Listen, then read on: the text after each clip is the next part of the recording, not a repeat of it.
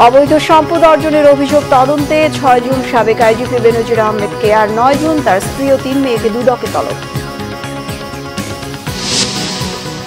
আজিজ বেনজিরের ঘটনায় বিব্রত নয় সরকার, অপরাধীর ক্ষমা নেই বলেছেন ওবায়দুল কাদের। সাবেক আইজিপি ও সাবেক সেনাপ্রধান সরকারের সৃষ্টি মন্তব্য মির্জাফর। রিমালের তাণ্ডবে লন্ডভন্ড দক্ষিণের 19 জেলা, জলোচ্ছ্বাসে গ্রামের পর গ্রাম প্লাবিত, ডুবে গেছে ঘরবাড়ি, ফসলি জমি, মাছের ক্ষেত, বিদ্যুৎ বিচ্ছিন্ন অনেক এলাকা। দেখছিলেন বিআরবি কেবল সংবাদ শিরোনাম, এবার বিস্তারিত। ঝিনাইদহ 4 আসনের সংসদ সদস্য আনোয়ারুল আজিম আনার হত্যায় জড়িতদের স্বীকারোক্তিতেই আনার হত্যার বিষয়টি আইনশৃঙ্খলা বাহিনীর কাছে স্পষ্ট হয়েছে বলে জানিয়েছেন স্বরাষ্ট্রমন্ত্রী আসাদুজ্জামান খান কামাল। সচিবালয়ে ঈদুল আজহা উপলক্ষে আইনশৃঙ্খলা সংক্রান্ত প্রস্তুতি সভা শেষে তিনি সাংবাদিকদের এসব কথা জানান। মন্ত্রী বলেন, ঘরমুখো মানুষের ঈদযাত্রা নির্বিঘ্ন করতে ড্রোন ব্যবহার, ওয়াচ টাওয়ার স্থাপন সহ নানা উদ্যোগ নিয়েছে আইনশৃঙ্খলা রক্ষাকারী বাহিনী। সড়ক দুর্ঘটনা এড়াতে দ্রুত গতির যান নিয়ন্ত্রণ, সড়কে চাঁদাবাজি ঠেকানো এবং যত্রতত্র পশুর হাট ঠেকাতে মাঠে থাকবে পুলিশ, র্যাব সহ আইনশৃঙ্খলা বাহিনীর সদস্যরা। স্বরাষ্ট্রমন্ত্রী আরও জানান, ঈদের ছুটির আগে পোশাক শ্রমিকদের বেতন বোনাস পরিশোধ করার প্রতিশ্রুতি দিয়েছেন পোশাক কারখানা মালিকদের সংগঠন বিজিএমইএ। এমপি আনার হত্যা প্রসঙ্গে মন্ত্রী বলেন, জড়িত সন্দেহে যাদের আটক করা হয়েছে হত্যার দায় স্বীকার করেছে তারা। এ সময় ঝিনাইদহ 4 আসন শূন্য ঘোষণা সম্পর্কে এক প্রশ্নের জবাবে তিনি জানান, এ বিষয়ে সিদ্ধান্ত নেবেন স্পিকার।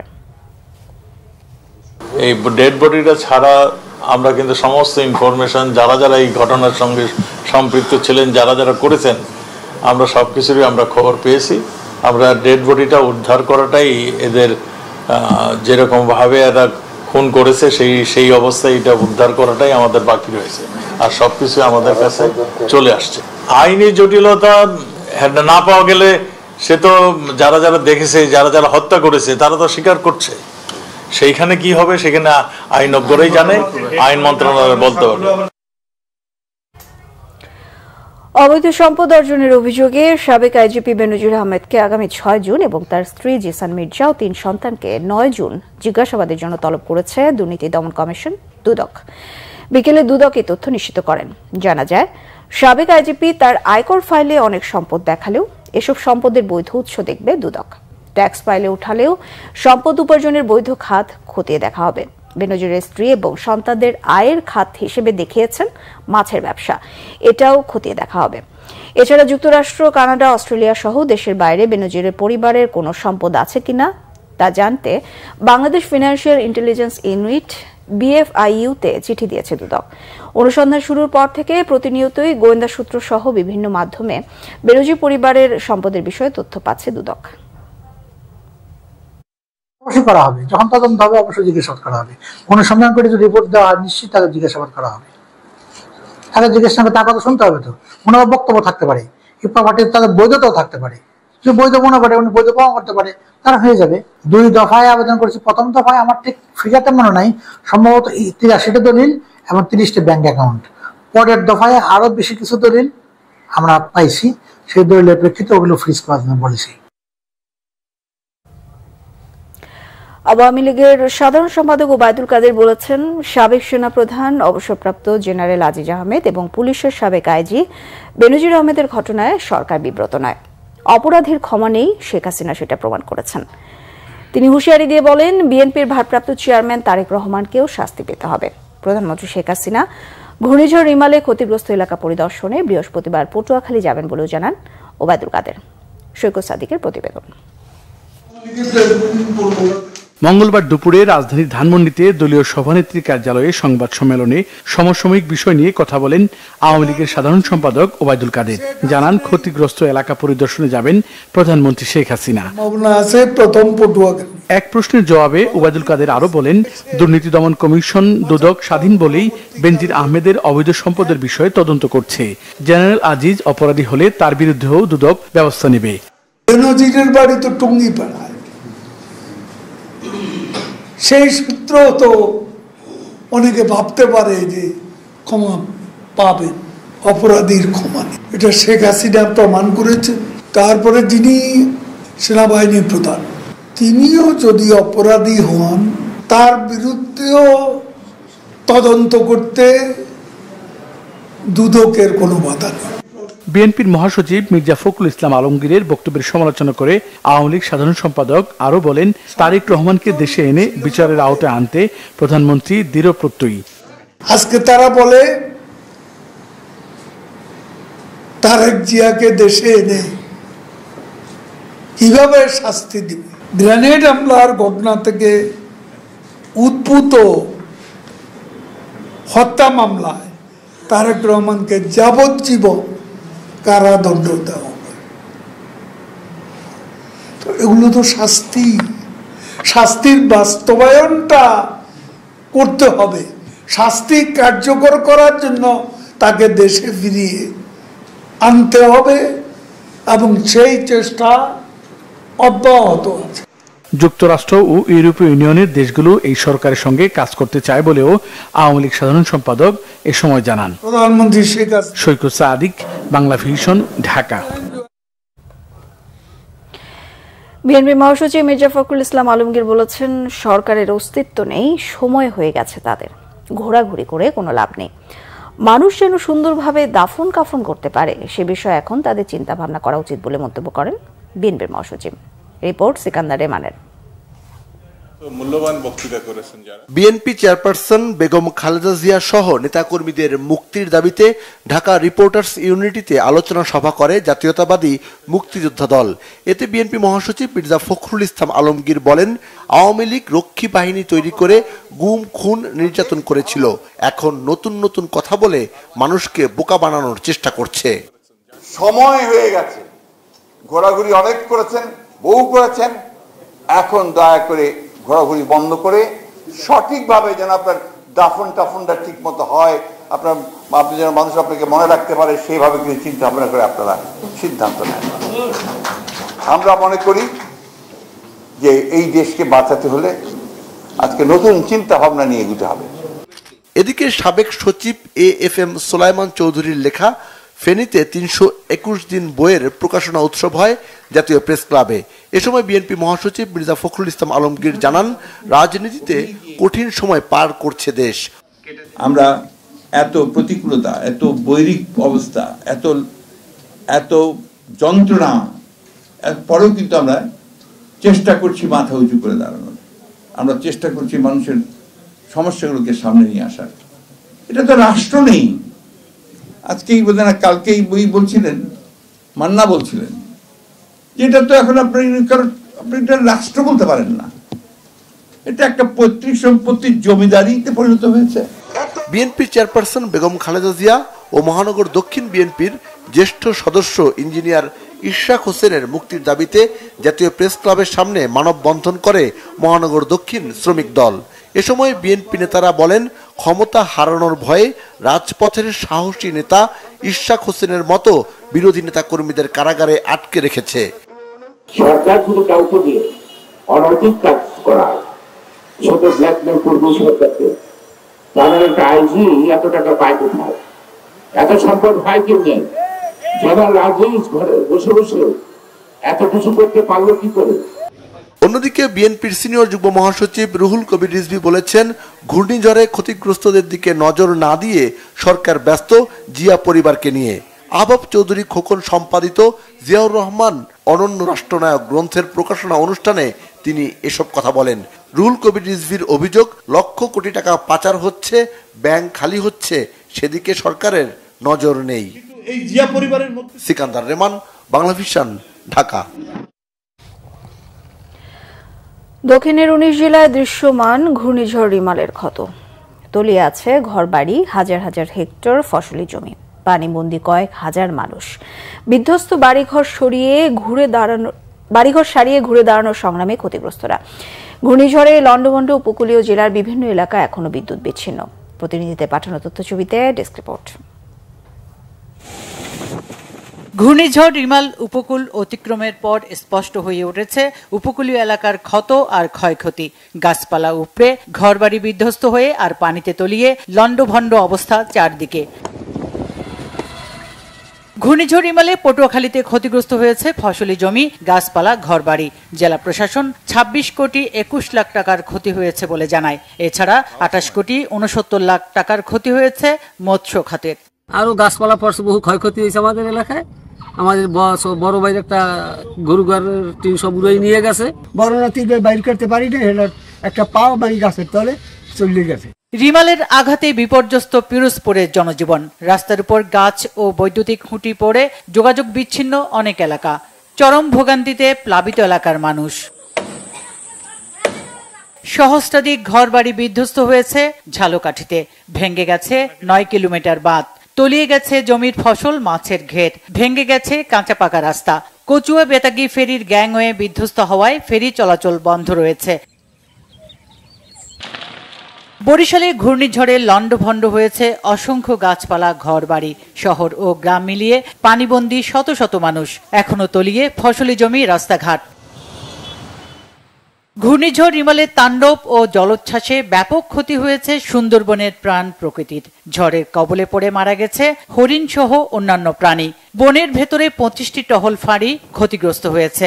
লবণ পানি ঢুকে নষ্ট হয়েছে অন্তত 80টি মিষ্টি পানির পুকুর। সুপেয় পানির সংকটে পড়েছে বন্যপ্রাণীরা। এদিকে ঘূর্ণিঝড়ের প্রভাব কেটে যাওয়ায় মোংলা বন্দরের অপারেশনাল কার্যক্রম শুরু হয়েছে।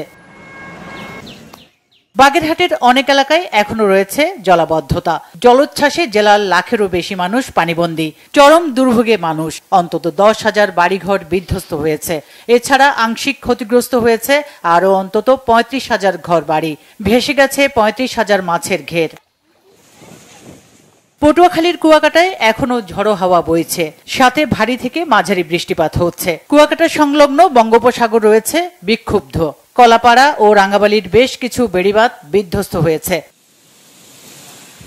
ঘূর্ণিঝড় রিমালে সাতক্ষীরা বড় ধরনের বিপর্যয় থেকে রক্ষা পেলেও প্রবল বৃষ্টি ও জোয়ারের পানিতে বেড়িবাঁধ উপচে উপকূলীয় উপজেলা আশাশুনি ও শ্যামনগরে সবচেয়ে বেশি ক্ষতি হয়েছে। জেলায় 606 হেক্টর জমির ফসল ও 200 হেক্টর জলাশয়ের মাছ ক্ষয়ক্ষতি হয়েছে। পানিবন্দী জেলেপল্লীর শতাধিক পরিবার। খাগড়াছড়িতে প্রবল বৃষ্টিতে নির্মাঞ্চল প্লাবিত হয়েছে। 2 শতাধিক পরিবার পানিবন্দী। পাহাড় ধস ও গাছ পড়ে সড়ক যোগাযোগে বিঘ্ন ঘটছে। গাছ সরাতে গিয়ে বিদ্যুৎ পৃষ্ঠে এক ফায়ার সার্ভিস কর্মীর মৃত্যু হয়েছে। এদিকে ভারী বৃষ্টিপাত ও উজানের পাহাড়ি ঢলে রাঙ্গামাটির বাঘাইছড়ি উপজেলায় 3টি গ্রাম তলিয়ে গেছে। মারিশিয়া দীঘিনালা সড়কের 10টি জায়গায় ছোট বড় পাহাড় ধসে সারা দেশের সাথে বাঘাইছড়ির যান চলাচল বন্ধ রয়েছে। সড়কের 2 পাশে আটকা পড়েছে বহু যানবাহন। মাটি সরিয়ে যান চলাচল স্বাভাবিক করতে 2 দিন লাগতে পারে বলে জানায় স্থানীয় প্রশাসন। এদিকে সাজেকের মাচালং ও বাঘাইহাট বাজার তলিয়ে যাওয়ায় সাজেকে আটকে পড়েছে 120 জন পর্যটক। ঘূর্ণিঝড় রিমালের প্রভাবে চাঁদপুর শহর রক্ষা বাঁধের 8টি জায়গায় অন্তত 165 মিটার এলাকা সিসি ব্লক ধসে মেঘনা নদীতে দেবে গেছে। টানা বৃষ্টিপাত ও মেঘনার উত্তাল ঢেউয়ে বাঁধে ভাঙন ধরে। তাৎক্ষণিকভাবে পানি উন্নয়ন বোর্ড বালি ভর্তি জিও ব্যাগ ফেলে ভাঙন রোধে কাজ শুরু করেছে। সাগর উত্তাল থাকায় চট্টগ্রাম বন্দরের স্বাভাবিক কার্যক্রম ব্যাহত হচ্ছে। থেমে থেমে হালকা বৃষ্টিপাত হচ্ছে সকাল থেকে। Bangla vision news desk. এদিকে ঘূর্ণিঝড় রিমালের টানা 20 ঘন্টার তাণ্ডবে লণ্ডভণ্ড হয়ে গেছে খুলনার কয়রা, পাইকগাছা, দাকোপ ও বটিয়াঘাটা উপজেলার বিশাল জনপদ। 55টি পয়েন্টের বেড়িবাঁধ ভেঙে ক্ষতিগ্রস্ত হয়েছে 77,000 ঘরবাড়ি। ঘের থেকে ভেসে গেছে 170 কোটি টাকার মাছ। আদিয়ার পারভেজের রিপোর্ট। ঘূর্ণিঝড় রিমালের তাণ্ডবে এভাবে ভেঙে গেছে খুলনার কয়রা উপজেলার মহারাজপুর ইউনিয়নের 10হালি গ্রামের কপোতাক্ষ তীরের বেড়িবাঁধ। এই চিত্র পাইকগাছা, দাকোপ ও বটিয়াঘাটাতেও। ঘরবাড়ি বিধ্বস্ত হওয়ার পাশাপাশি ঘেরের মাছ ভেসে গেছে। নতুন করে ঘুরে দাঁড়ানোর সংগ্রামে নেমে পড়েছেন ক্ষতিগ্রস্তরা। আমাদের এই ঝড়ে তো নেই কিছু, আমাদের সব কিছু শেষ হয়ে গেছে। আমরা এখন যে ঘর ধরে উঠবো, সরকারের সাহায্য ছাড়া আমাদের আর কোনো উপায় নেই। তাই ছাড়া আমাদের যে নিজের ক্ষমতায় করবো আর আমাদের কোনো উপায় নেই। বাল বাচ্চা বাঁচাবো খুব কঠিন কষ্ট। আমাদের ঘর বাড়ি ভেঙে সব একাকার হয়ে গেছে। আমরা নতুন করে আবার তোলার জন্য চেষ্টা করিতেছি। ঘের তো সব তোলাই গেছে, কালকে বৃষ্টিতে আগের দিনে 2 দিনই বৃষ্টি বা পানি আইছে, সব তোলাই গেছে ঘের। এখন তো সব মাছ সব মনে করেন সারা জায়গায় চুলি গেছে, মাছ তো ঘেরে নাই। ঘূর্ণিঝড় রিমালের ক্ষতি দীর্ঘমেয়াদী বলে জানিয়েছেন সংসদ সদস্য। বেশিরভাগ জায়গায় ওভারফ্লো হয়েছে, যেখানে বাঁধ দুর্বল ছিল সেই ওভারফ্লো হওয়ার ওই জায়গা থেকেই বাঁধ ভেঙে গেছে, ভেঙে পোল্ডার অভ্যন্তরে পানি প্রবেশ করছে। আর পোল্ডার অভ্যন্তরে পানি প্রবেশ করা মানে বহুবিধ ক্ষতি হওয়া।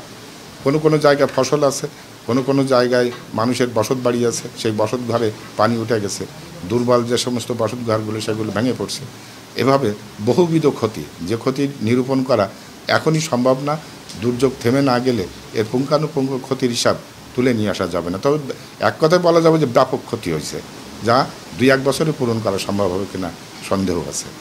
রিমালে ক্ষতিগ্রস্ত হয়েছে জেলার প্রায় 4.5 লাখ মানুষ। খুলনার 4টি উপজেলায় ঘূর্ণিঝড় রিমেলের তাণ্ডবে যে ক্ষয়ক্ষতি হয়েছে তা পুষিয়ে ওঠার জন্য সরকারের সর্বাত্মক সহযোগিতা চেয়েছেন ক্ষতিগ্রস্ত মানুষ। আতিয়ার পারভেজ, বাংলা ভিশন, খুলনা, কয়রা। ঘূর্ণিঝড় কবলিত এলাকায় বিশুদ্ধ পানি সরবরাহের পাশাপাশি বাঁধগুলো দ্রুত সংস্কারের নির্দেশ দিয়েছেন প্রধানমন্ত্রী শেখ হাসিনা। জাতীয় অর্থনৈতিক পরিষদের নির্বাহী কমিটি একনেক সভায় তিনি এই নির্দেশনা দেন। ঘূর্ণিঝড় রিমালে ক্ষতিগ্রস্ত এলাকা পরিদর্শনে আগামী বৃহস্পতিবার পটুয়াখালী যাবেন প্রধানমন্ত্রী। বাংলাদেশে আশ্রয় নেওয়া রোহিঙ্গাদের আর্থসামাজিক উন্নয়নে বিশ্বব্যাংকের কাছ থেকে প্রায় 3,800 কোটি টাকা ঋণ ও অনুদান নিচ্ছে সরকার, যার 2,300 কোটি টাকা ঋণ হিসেবে দেওয়া হবে বাংলাদেশকে। বিস্তারিত জানাচ্ছেন সৈয়দ আব্দুল মুহিত। মঙ্গলবার শেরেবাংলা নগরে জাতীয় অর্থনৈতিক পরিষদের নির্বাহী কমিটি একনেকে সভায় সভাপতিত্ব করেন প্রধানমন্ত্রী শেখ হাসিনা। সভায় নির্ধারিত এজেন্ডার বাইরে ঘূর্ণিঝড় রিমাল প্রাধান্য পায়। পরে সংবাদ সম্মেলনে পরিকল্পনা মন্ত্রী অবসরপ্রাপ্ত মেজর জেনারেল আব্দুল সালাম জানান, ঘূর্ণিঝড় রিমালের ক্ষয়ক্ষতি সম্পর্কে প্রধানমন্ত্রী অবগত আছেন। তিনি তৎপর ছিলেন বলেই ক্ষয়ক্ষতি কম হয়েছে। জানান, ক্ষতির পরিমাণ দ্রুত নিরূপণ করতে দুর্যোগ ব্যবস্থাপনা ও ত্রাণ মন্ত্রণালয়কে নির্দেশ দিয়েছেন প্রধানমন্ত্রী। প্রধানমন্ত্রী পানির জন্য বলেন, পানির ব্যবস্থা করতে, যাতে পীড়া না দেখা দেয়, এটা হলো বড় প্রয়োজনীয়তা। আর একটা লং টার্ম সিদ্ধান্ত প্রধানমন্ত্রী দিলেন যে বাঁধগুলি আছে, নদীর পাড়ে যে বাঁধ আছে অনেকগুলো বাঁধ, সেই বাঁধগুলো অনেক ড্যামেজড হয়ে গেছে সাইক্লোনে। বাঁধ এমনি পুরনো অনেক, আর সাইক্লোনের ইফেক্টে এটা বাঁধগুলো নষ্ট হয়ে গেছে, ক্ষতি হয়ে গেছে। তিনি আদেশ দিলেন যে যত দ্রুত সম্ভব এগুলো সংস্কার করে কার্যকরী করতে হবে। বর্ষা আসছে, আরও খুব কষ্ট বাড়বে মানুষের। বৈঠকে 14,337 কোটি টাকা ব্যয়ে 11টি প্রকল্পের অনুমোদন দেওয়া হয়েছে। এর মধ্যে মিয়ানমার থেকে আসা রোহিঙ্গাদের জন্য ভৌত অবকাঠামো উন্নয়নে 4,081 কোটি টাকার একটি প্রকল্প নেওয়া হয়, যা ঋণ হিসাবে বিশ্বব্যাংক দিচ্ছে 2,329 কোটি টাকা। এই যে ওরা শুধু করতে চেয়েছিল রোহিঙ্গাদের জন্য, আমরা বলেছি না, রোহিঙ্গাদের জন্য করলে তো হবে না, কারণ যাদের উপরে যে সমাজ সোসাইটির উপর নির্ভরশীল, যে কমিউনিটির উপর নির্ভরশীল, তাদেরই করতে হবে। তো এই যে পূরণ করার কথাটা বলেন, এটা কিন্তু সার্বিক, রোহিঙ্গাদেরও আছে, স্থানীয় লোকেরও আছে, সকলেই আছে, চাপ পড়েছে। সুতরাং রোহিঙ্গা চাপায়া দিচ্ছে না বিশ্বব্যাংক, বিশ্বব্যাংক যা দিচ্ছে সেটা আমরা আমাদের মত নিয়ে দিচ্ছি, সুষ্ঠুভাবে এটা করছি। মন্ত্রী জানান, বিশ্বব্যাংকের অনুদান রোহিঙ্গাদের স্বাস্থ্যসেবা, বিদ্যুৎ, রাস্তাঘাট, বনায়ন, ঘূর্ণিঝড় আশ্রয়কেন্দ্র নির্মাণে ব্যয় হবে। এছাড়া কর্ণফুলী নদীর তীর রক্ষা, নওগাঁর মহাদেবপুরে অত্যাধুনিক সাইলো নির্মাণ সহ 11টি প্রকল্প অনুমোদন দেয় একনেক। সৈয়দ আব্দুল মুহিত, বাংলা ভিশন, ঢাকা। সংসদ সচিবালয় কমিশনের 35তম বৈঠকে আজ অংশ নেন প্রধানমন্ত্রী শেখ হাসিনা। মঙ্গলবার বিকেলে জাতীয় সংসদ ভবনের ক্যাবিনেট কক্ষে বৈঠকটি হয়। জাতীয় সংসদের স্পিকার ডক্টর শিরিন শারমিন চৌধুরী এর সভাপতিত্ব করেন। এছাড়া বৈঠকে অর্থমন্ত্রী আবুল হাসান মাহমুদ আলী, সংসদের বিরোধী দলীয় নেতা GM কাদের, জাতীয় সংসদের হুইপ নুরি আলম চৌধুরী উপস্থিত ছিলেন। বৈঠকে বাংলাদেশ জাতীয় সংসদে 2023-24 অর্থবছরের সংশোধিত বাজেটে পরিচালন, উন্নয়ন খাতের ব্যয় এবং 2024-25 অর্থবছর প্রস্তাবিত বাজেট নিয়ে আলোচনা শেষে অনুমোদন দেওয়া হয়। বৈঠকের শুরুতে 34তম সংসদ সচিবালয় কমিশন বৈঠকের কার্যবিবরণী নিশ্চিতের পাশাপাশি গৃহীত সিদ্ধান্তের বাস্তবায়ন ও অগ্রগতি প্রতিবেদনের উপর আলোচনা হয়।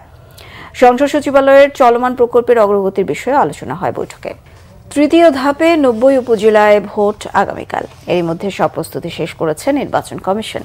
কেন্দ্রে কেন্দ্রে পাঠানো হয়েছে সরঞ্জাম। তবে ঘূর্ণিঝড় রিমালের কারণে 19 উপজেলায় ভোট স্থগিত করেছে নির্বাচন কমিশন। ষষ্ঠ উপজেলা নির্বাচনের তৃতীয় ধাপে টাঙ্গাইল সদর, নাগরপুর ও দেলদুয়ার উপজেলায় ভোট গ্রহণের দায়িত্বপ্রাপ্ত কর্মকর্তারা উপজেলা হলরুম থেকে রিটার্নিং কর্মকর্তা ও সহকারী রিটার্নিং কর্মকর্তার কাছ থেকে নির্বাচনী সরঞ্জাম বুঝে নেন। সাতক্ষীরা সদর ও কলারোয়া উপজেলার ভোটের সব প্রস্তুতি নেওয়া হয়েছে। কেন্দ্রে কেন্দ্রে পাঠানো হচ্ছে নির্বাচন সরঞ্জাম। ভোট সুষ্ঠু করতে মোতায়েন রয়েছে আইনশৃঙ্খলা রক্ষাকারী বাহিনীর পর্যাপ্ত সদস্য। নীলফামারী সদরের সহকারী রিটার্নিং কর্মকর্তার কার্যালয় চত্বরে দায়িত্বপ্রাপ্ত প্রিজাইডিং কর্মকর্তাদের হাতে ব্যালট বাক্স সহ ভোটের সামগ্রী তুলে দেন সহকারী রিটার্নিং কর্মকর্তা সদর উপজেলা নির্বাহী কর্মকর্তা। রাঙামাটিতে সহকারী রিটার্নিং কর্মকর্তার কার্যালয় থেকে কেন্দ্রে কেন্দ্রে পাঠানো হয় নির্বাচনী সরঞ্জাম। পাবনায় রিটার্নিং ও সহকারী রিটার্নিং কর্মকর্তারা ইভিএম সহ প্রয়োজনীয় সরঞ্জামাদি প্রিজাইডিং কর্মকর্তাদের হাতে তুলে দেন।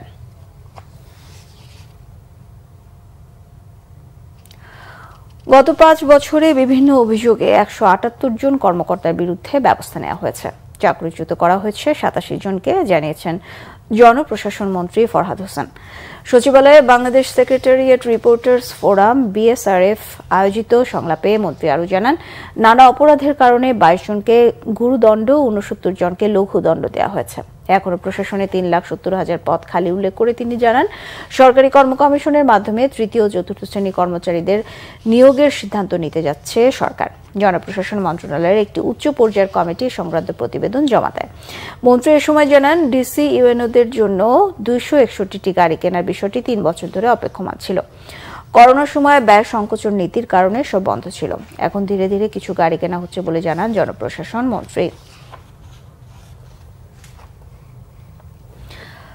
গাজায় গণহত্যা নিয়ে প্রামাণ্যচিত্র নির্মাণ ও প্রচারের মাধ্যমে ডয়েচে ভেলেকে মানবাধিকারের প্রতি তার অঙ্গীকার এবং গণমাধ্যমের স্বাধীনতা প্রমাণের আহ্বান জানিয়েছেন তথ্য সম্প্রচার প্রতিমন্ত্রী মোহাম্মদ আলী আরাফাত। মঙ্গলবার সকালে রাজধানীর আগারগাঁওয়ে তথ্য কমিশন বাংলাদেশের সম্মেলন কক্ষে এক কর্মশালায় প্রধান অতিথির বক্তব্যে প্রতিমন্ত্রী এই আহ্বান জানান। তথ্য সম্প্রচার প্রতিমন্ত্রী বলেন, নিকট অতীতে ডয়েচে ভেলে মানবাধিকার নিয়ে একটি রিপোর্ট করেছে, যেখানে কিছুদিন আগেও গৃহযুদ্ধ মোকাবেলা করা দেশ শ্রীলঙ্কার সাথে বাংলাদেশকে তুলনা করা হয়েছে। যে DW একটা রিপোর্ট করেছে হিউম্যান রাইটস নিয়ে, অদ্ভুতভাবে অবাক হলাম।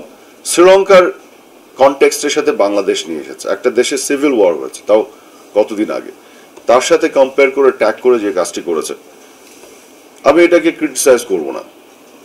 হিউম্যান রাইটস নিয়ে যে কোনো সংস্থার কমিটমেন্টকে আমি অ্যাপ্রিসিয়েট করি। শুধু আমি আহ্বান জানাবো যে তাদের যদি হিউম্যান রাইটসের প্রতি এত কমিটমেন্ট থাকে, সেটা প্রমাণ তারা দেখ। গাজাতে যে হিউম্যান রাইটস ভায়োলেশন হচ্ছে, জেনোসাইড হচ্ছে, সেটার উপর আর একটা ডকুমেন্টারি তারা বানিয়ে দেখ, এবং তার মাধ্যমে তাদের কমিটমেন্ট টু হিউম্যান রাইটস তারা প্রুফ করুক, এবং একই সাথে তাদের গণমাধ্যমের স্বাধীনতা কতটুকু আছে সেটাও তারা প্রুফ করুক। আমি এই আহ্বানটা জানাতে চাই। নোবেলজয়ী অর্থনীতিবিদ ডক্টর মোহাম্মদ ইউনূস বেআইনিভাবে গ্রামীণ ব্যাংক থেকে তার পারিবারিক প্রতিষ্ঠানকে 9.5 কোটি টাকা ঋণ দিয়ে সুদ মওকুফ করেছেন মর্মে দুদকে দেওয়া অভিযোগকে ভিত্তিহীন বলেছেন নোবেলজয়ীর আইনজীবী। মঙ্গলবার সুপ্রিম কোর্টের সাংবাদিকদের ডক্টর ইউনূসের আইনজীবী ব্যারিস্টার আব্দুল্লাহ আল মামুন জানান, প্যাকেজেস কর্পোরেশন লিমিটেডকে বিদেশি একটি সংস্থা ঋণ দিয়েছে, যার ব্যবস্থা করে দিয়েছেন ডক্টর ইউনূস। এছাড়া প্যাকেজেস কর্পোরেশন লিমিটেড গ্রামীণ ব্যাংকই পরিচালনা করছিল। এই অভিযোগের মধ্য দিয়ে ডক্টর ইউনূসকে হেয় করা হয়েছে এবং দেশের ভাবমূর্তি ক্ষুণ্ণ হয়েছে বলে মন্তব্য করেন তিনি। গত রবিবার বেআইনিভাবে 9.5 কোটি টাকা ঋণ দিয়েছেন বলে নোবেলজয়ী অর্থনীতিবিদ ডক্টর মোহাম্মদ ইউনূসের বিরুদ্ধে দুর্নীতি দমন কমিশনে লিখিত অভিযোগ দেয় গ্রামীণ ব্যাংক। বাংলাদেশে কর্মরত অবৈধ ও বৈধ বিদেশি শ্রমিকদের তালিকা করে তা আদালতে দাখিল করতে বলেছে হাইকোর্ট।